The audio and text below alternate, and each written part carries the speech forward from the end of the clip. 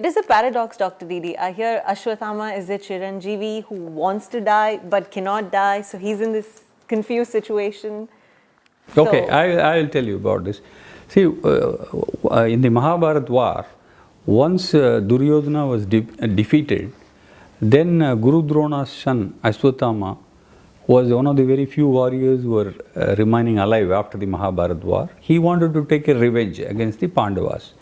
So, in the, one of the nights, in the middle of the night, he went into Pandavas' camp and killed the 5 Pandavas who were sleeping.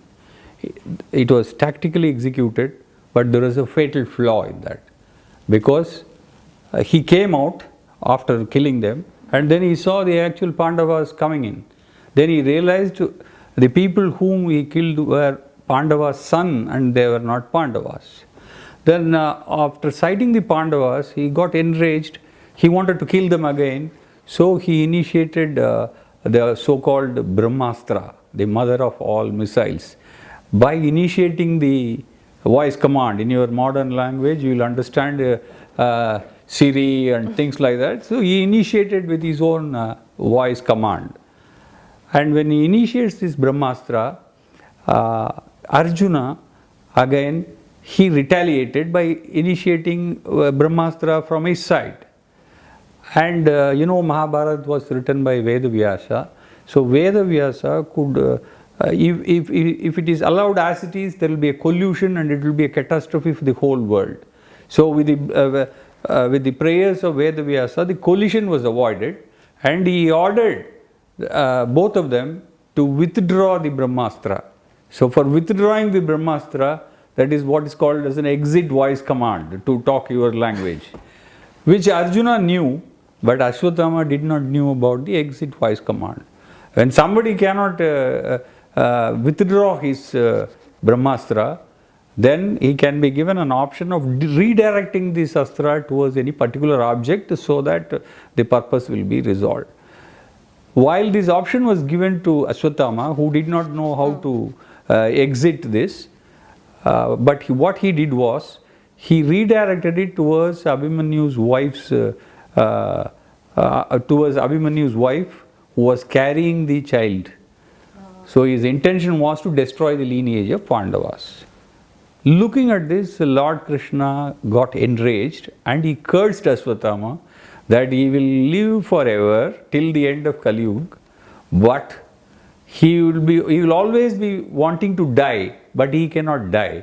He will wander like a ghost and he roam around during the entire Kali Yuga. That was the curse on Ashwathama. That is what you asked me.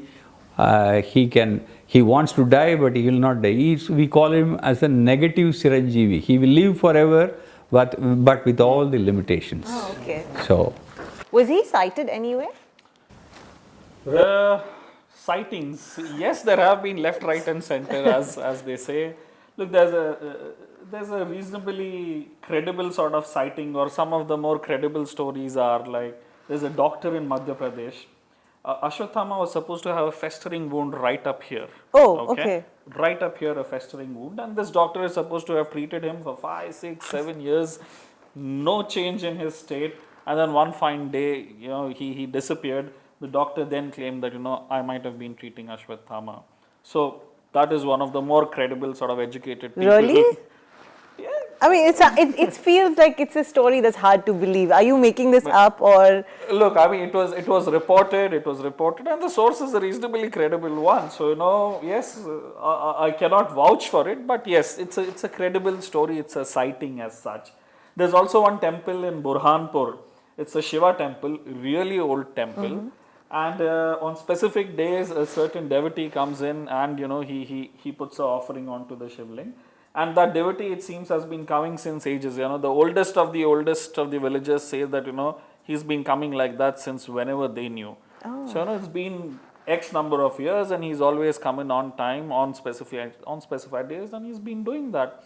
So, he is supposed to be, for the villagers, he is supposed to be Ashwathama, who's doing penance for whatever sins that he actually did. So, that's another sighting which is there. See, even it said that Prithviraj Chauhan, this in the history. Prithviraj Chauhan seems to have cited Ashwatthama. It's written in the books.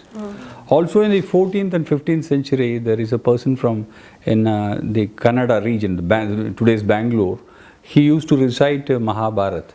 So he claims that he got the Mahabharata story as it happened from Ashwatthama himself. So these things we are hearing all this.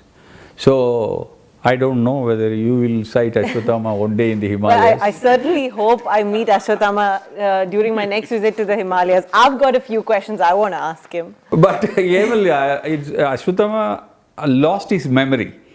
So therefore, even if you ask questions, I don't know to what extent he can answer. But one thing I can assure you, Ashwatthama reappears in our fiction, the Indus Challenge, and he's one of the characters who will be moving throughout the book.